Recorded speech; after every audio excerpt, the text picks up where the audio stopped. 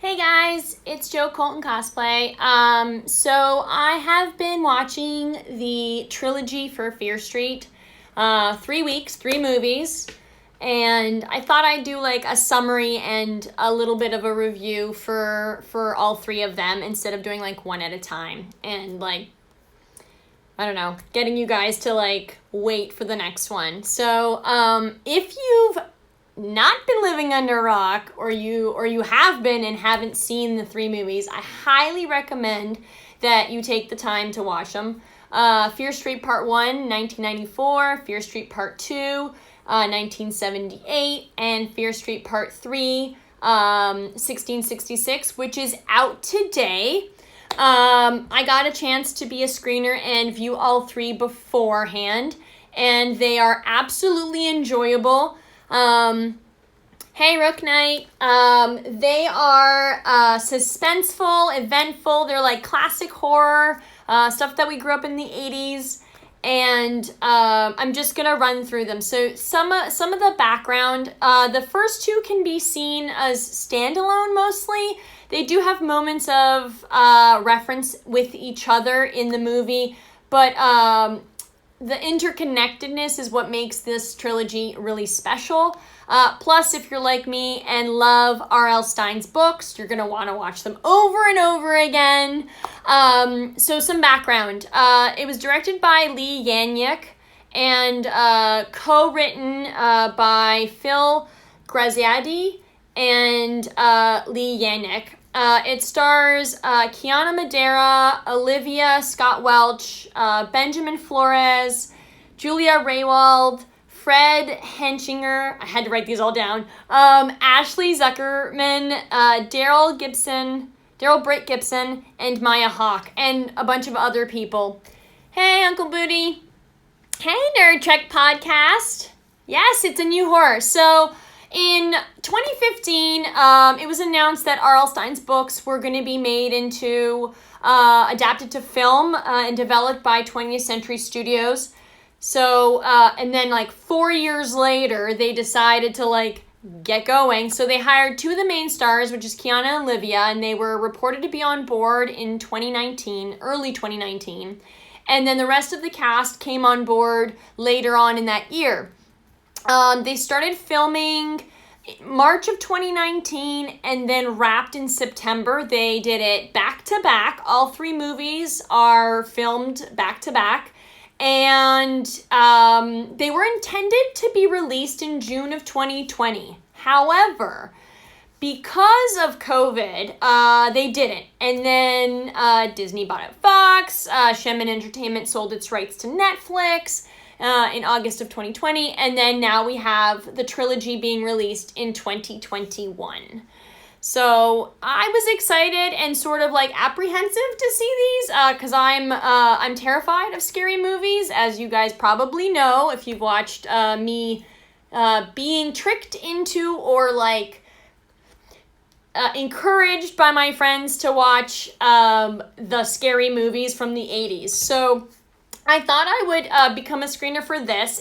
I wanted to jump right in and try and see if I could actually like get through it myself, which I did. The first one I saw with my husband and one of my best friends, Maggie, who you guys have seen me do live streams with. But basically, Fear Street Part 1, 1994, which was released July 2nd, follows a group of teenagers, 2 rival schools and sides of town, basically, who are terrorized by an evil witch responsible for brutal murders that's plagued the town for centuries. And the witch's name is Sarah Fear, and she placed a curse on the town, and she was executed in 1666.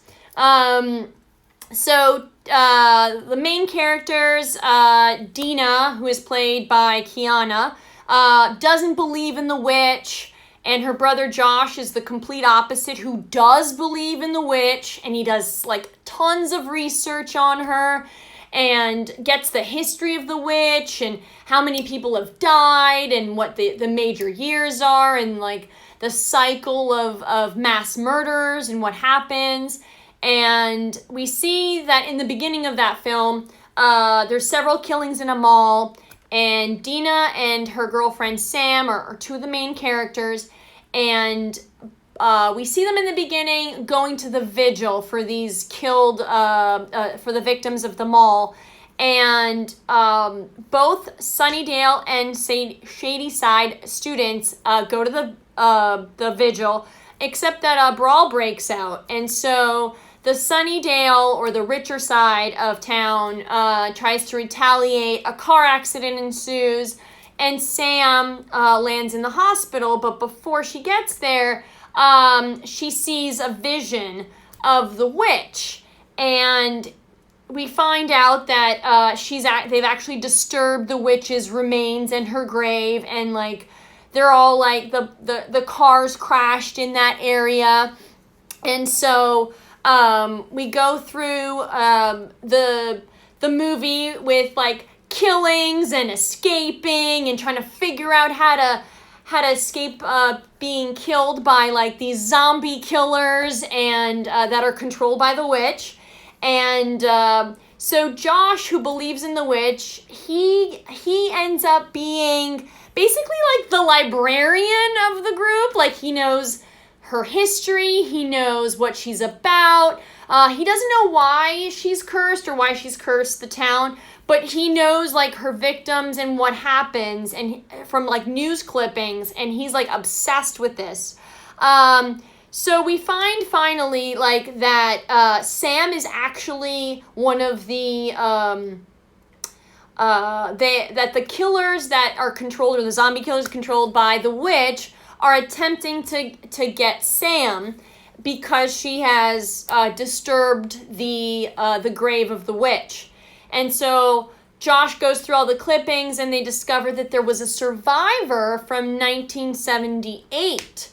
And the name is C. Berman, and in the clipping you see that she died, but then was resurrected, and she still lives today. So they try and like get a hold of her, and obviously it's not going to happen. So they come up with a plan to kill and revive Sam, and they're a group of friends. Two of them are druggies, and they tell her to like take all these drugs, which she ends up throwing up, and so they end up having to kill her anyway. But after they kill her, the killer zombies and the undead, not undead, it's not like actual zombies, but the controlled killers are, they leave and disappear, and then Dina resurrects her girlfriend using EpiPens and CPR.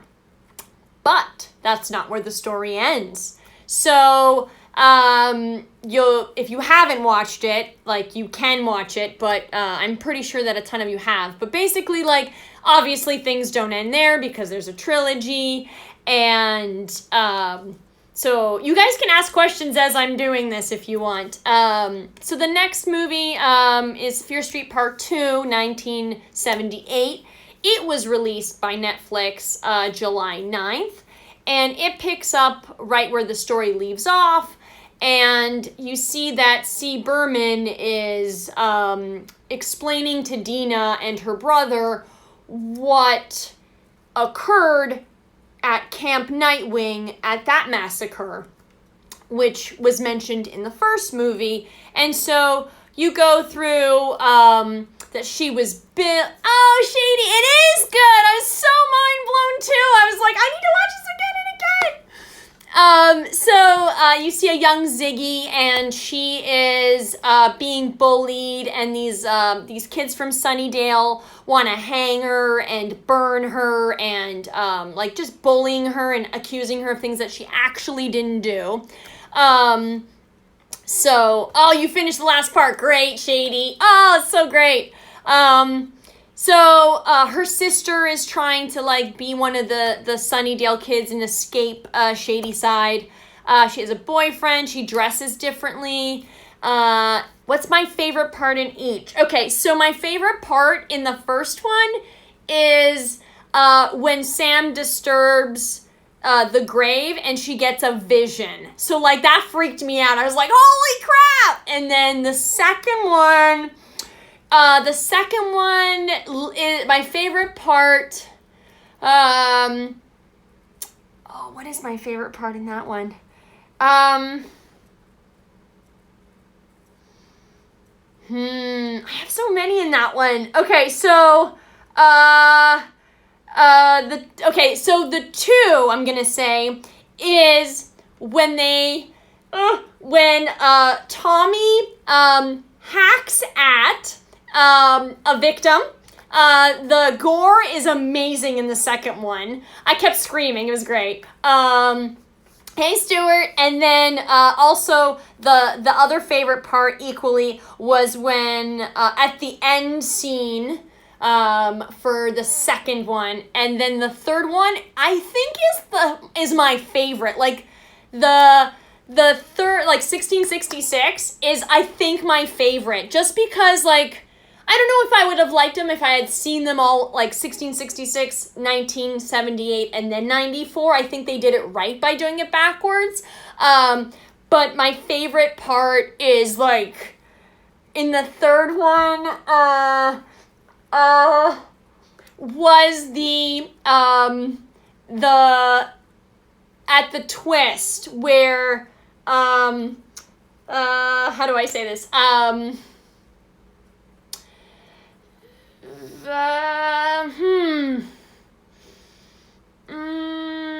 Sarah Fear is, it's actually her. And she, a promise made is, she's making good on the promise. That's like,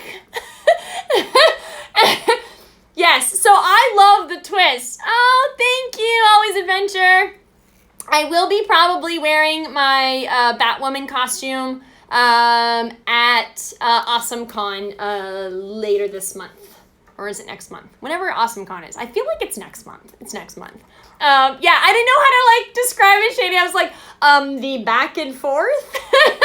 So, yeah, so, like, it's all connected. They're, all three have really good themes. I have to say that I was impressed with the overarching themes along the three, like the culture of fear-mongering, the form of homophobia that is throughout, even in like 1666, the class division between Shadyside and Sunnydale, moral panics, who has thicker skin, who doesn't, how they survive, tactics, like all of this is like impressive. I also was impressed by the cast. They kept inserting them and bringing them back in different aspects. So I'm wondering if that's how they got them to do film back to back to back. So that way, like, you didn't really have to change the casting or like recast people. It's just like they just had the same people over and over again. I have to say, I feel like the first film was very like the 80s Friday the 13th. It's like a new genre. Yes, AHS. Yes. Okay, thank you. I was like thinking maybe it was and maybe it wasn't, but yes. Okay, Shady, thank you.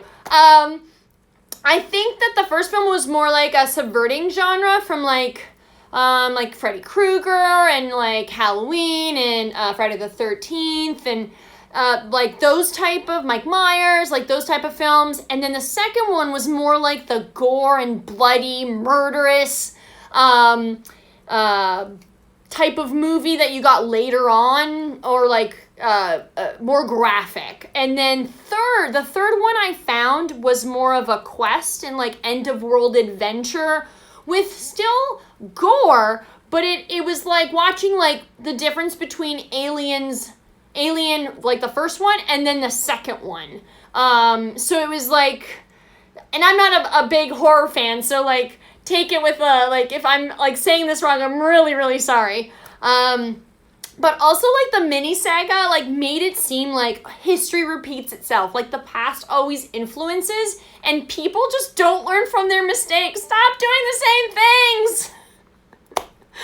So, I don't know. I kept screaming, like, go this way, do this. The twists and, like, figuring out, like, what one character will do, why they're doing it. I don't know. Like, my favorite character is probably Dina because she just didn't give up. And she's like the one that's more connected in the first and third movie. But I think all the cast is great. But I don't know. I loved Ziggy as well. Like, young Ziggy is amazing, and older Ziggy is also good. I've only watched the first one. It's so good. Yes, Alistair, you need to watch all three. So I don't want to give spoilers. I don't know. There's like nods. Obviously, there's nods to like the witch hunts and like the cliches of like horror in the 80s, and of course at one point you're gonna hear like I know she was a witch, and even in the second one you see that like there's always like an outcast in these. The only thing I found distracting in the third was that the accents were a little off, but not by all, just some. I don't know. Shady, did you see that? Did you notice that? I don't know, like, if it was like that for you. So, I absolutely love them. I also love the musical score in the second one. It set the tone for, like, the abrupt violence. The score was done by Marco Beltrami and Brandon Roberts. So it just, like, I don't know, it elevated the, like, demonicness and, like, the scariness of the movie, and also, like, the evilness that was coming into the camp. So, do you guys have any questions? You guys are like, awesome. So far, I can, what else? So I'm doing a review and a summary sort of the Fear Street trilogy that is on Netflix now. Fear Street 1, which is 1994, was released on the 2nd of July. Fear Street 2, which is 1978, was released on July 9th. And then Fear Street 3, 1666, was released today. And so I got to do a preview of each one of those, and I wanted to do like a live stream and just chit chat about it and see what you guys, if you guys have watched it, and if you guys have seen anything or liked anything. So yes. So I don't know. Ask me anything. I will just so I got the background too of like the knives and the Fear Street. I expanded it because why not? But yeah, we'll see. Let's see if I can make this a little brighter. Okay, that's great. So, okay, so if you guys have any questions, let's see on the notes. Oh, I'm just moving myself now.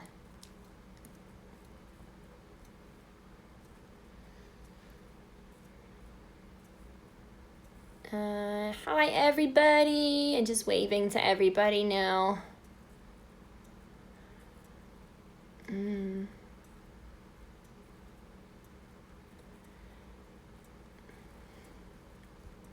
Wow, there's a ton of people that came on.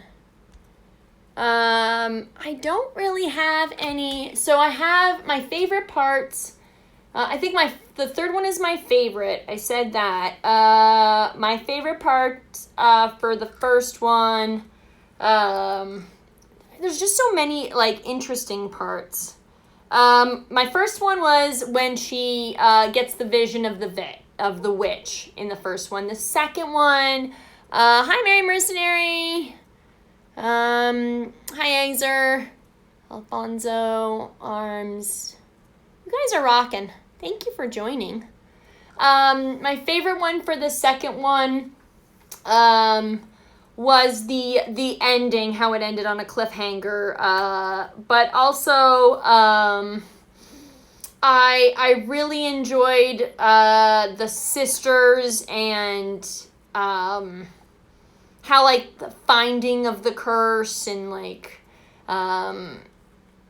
just the process. And the I don't want to say the killing, but it was gory, and I was like, okay, these are totally 80s scary movies. So it was good. And then the third one, my favorite part was the Sarah Fear and A Promise Kept. So, oh, thank you for the heart, Mary Mercenary.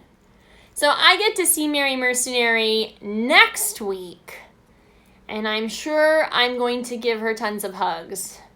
She might want to tell me to stop hugging her, but it's okay. You can do that. I just won't stop. So yeah, so there's like cliches, obviously, and hello, Will. And it's a roller coaster ride, I think. I'm terrified of scary movies. Like, my friends will tell you they have to like convince me or trick me into, I am gonna cry, Mary, don't cry. Yes, you're gonna cry too. We're both gonna cry together. I like this. I like that you've agreed that you're gonna cry. It makes it easier. So, I don't know. I'm terrified of scary movies ever since I was a little kid, so it I don't know.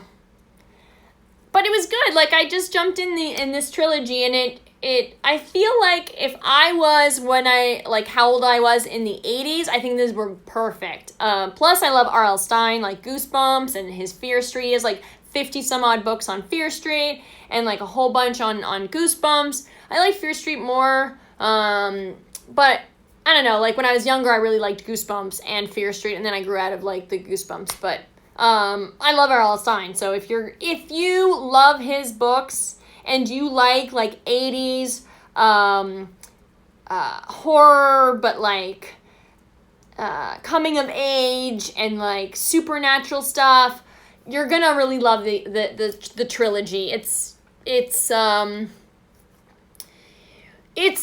enjoyable ride. I don't want to give you guys spoilers, but I'm just kind of like, this was crazy. Like, there's twists, there's like adventure, there's a lot of like axes and like your typical killer that like with the axe or the machete or the creepy doll thing. They even have like the stereotypical good-looking girl with the knife in it. Like, it was just, I don't know, it was like part nostalgia and part like adventure and part like I was so anxious watching all three of them.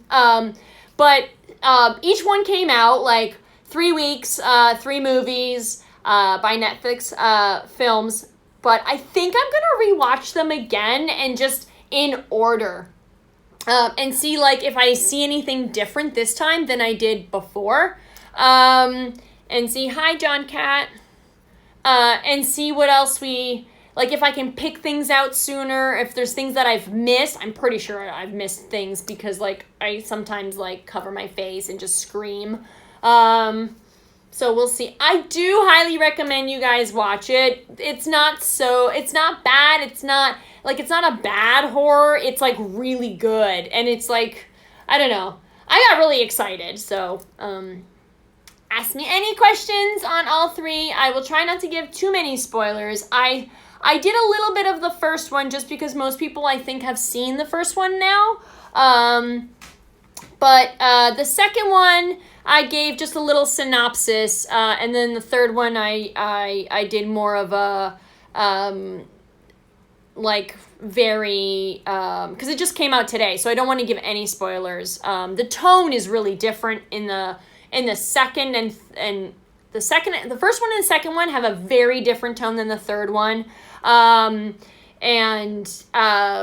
like the first one, you find the body kind of thing, and then the second one, you find something else, and then the third is something else as well. Yes, Mary, you should totally give it a try. I even watched it at night, so because I'm terrified of scary movies, so I didn't. I watched the first one in the evening, so it was good, and then the second one I watched really late at night, and then the third one I watched in like mid-afternoon, so it was totally okay. I don't know if people like don't watch things at night anymore or do, if it matters for horror films, but it's pretty good. I don't know, I liked it. You should give it a try. So I don't want to keep everybody, but you guys can keep asking me questions or not ask me questions. I'm just going to stand here for a couple more minutes and like ramble on. I don't know. I don't know, some of the themes are very, they relate even to present day. So like the class division and the homophobia and the moral panic that people have. And when people don't know about things, they immediately dislike it. Or they like hate it or like want to destroy it. So those things keep coming up in all three movies, which is like a reflection of certain societies, and so I do highly recommend watching them in order of when they were released. So if you haven't seen any of them, I would start with Fear Street Part 1, 1994, and then go on to Fear Street Part 2, which is 1978. Hey, boo! And then thirdly, watch oh my god, Scarlett Jewel like totally threw me off. Watch the third one, Fear Street Part 3, 1666, last. That way you get the full experience, because I don't know if you saw it the other way, I don't know if it would be impactful, because then you would get like all of stuff up front that you probably wouldn't get otherwise. I can't believe you did that, Scarlett Jewel. Hi, boo. And then like threw me off. It's my first time doing like a live stream on Instagram in like forever. I even learned how to do a green screen background.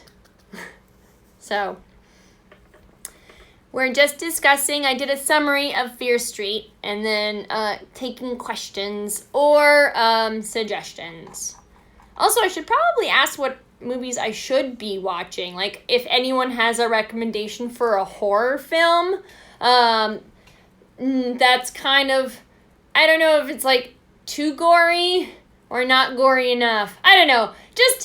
Just like suggest something. I will try and see if I can watch it. My friends are constantly trying to get me to watch scary movies, so I'm dipping my toe into scary movies. And I took a break. We watched The Conjuring, and then like I had to take a break because it was a lot. First one was really scary.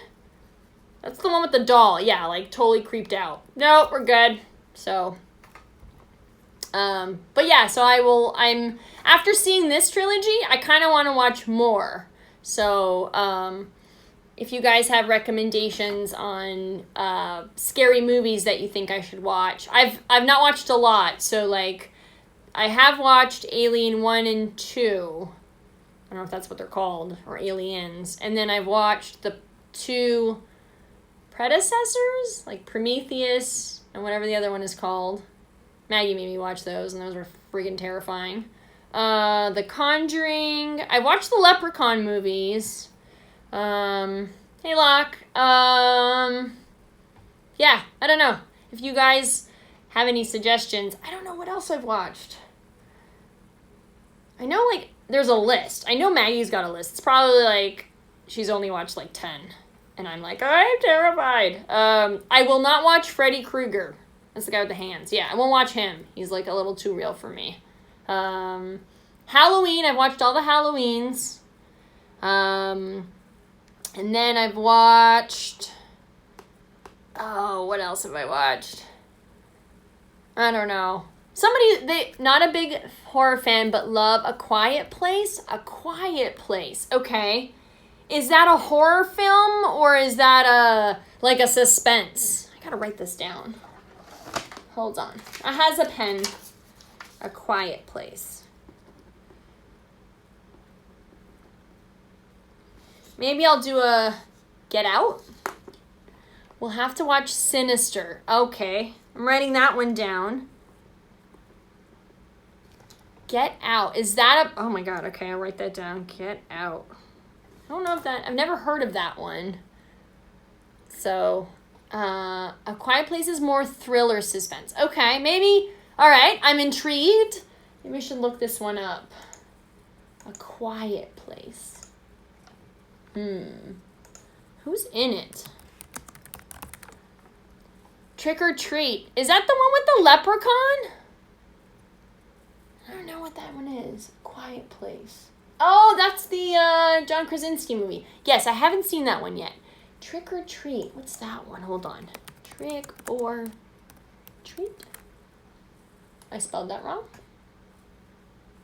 So, that didn't come up. Actual trick-or-treating and Creepy Puppets came up. Is it a puppet movie? I don't understand. Why is there like weird trick-or-treat? Okay, 1986.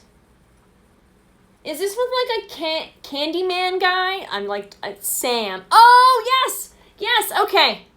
All right, I will write that down. All you had to say was it's the doll that Marcy loves. Trick or Treat. Okay. And it's a mix of horror action. Okay. All right, I like that. I can deal with that. Not too bad. I can definitely do that. Jack. All right. All right, so there's 4 movies that I'm going to do. I might even put a poll up on Instagram and see what if people have recommendations on scary movies. But it can't be, like, maybe the guy, like, my friends will vet them for me. And, like, we'll go from, like, not as scary to, like, a couple scary to the not as scary. So it gives me some time to, like, be able to sleep. Because I don't want to not sleep if I keep watching, like, super scary movies. So, anyway, yes. I'm going to give it a try. All you guys that like scary movies. Or even, like, horror or suspense. I'm a big, like, action and comedy person. I like sci-fi movies. I guess Alien, I don't know. I like the cinematography. I do not like that alien. Like, I can't with the alien. Like, just, it's so slimy. It's drooling. There's a thing that sticks on your face. I'm not into that. Like, get out. Yeah, all right. I will look these up and see what I can do and get them. Maybe I'll do a live stream of me watching it maybe on Facebook or on Instagram, and like you guys can watch me scream for like 2 hours over probably nothing because I'm a scaredy cat and I don't go to sleep. But yeah, we'll see. Anyway, thanks for watching, guys. If you have a chance, do watch Fear Street Part 1, 2, and 3 now on Netflix. And I hope you guys enjoy. And if you can, let me know if you guys liked it. Talk to you guys soon. Bye!